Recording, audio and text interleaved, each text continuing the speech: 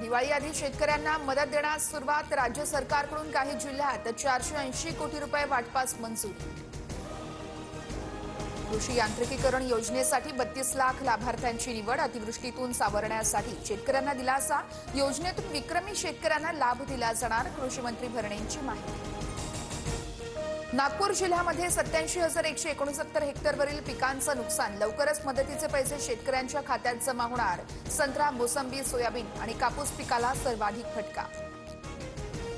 बीडमध्ये छगन भुजबळांच्या उपस्थितीत आज ओबीसी महाएल्गार मेळावा. 2 सप्टेंबरचा जिया रद्द करण्याची मागणी. वडेट्टीवार मेळाव्याला उपस्थित राहणार नाही. मोर्चा अजितदादांची राष्ट्रवादी पुरस्कृत असल्याचं दिसतंय. अजित पवारांना बीडमध्ये मतदान नको असेल. ओबीसी महाएल्गार मोर्चावरून जरांगेंचं मोठं वक्तव्य.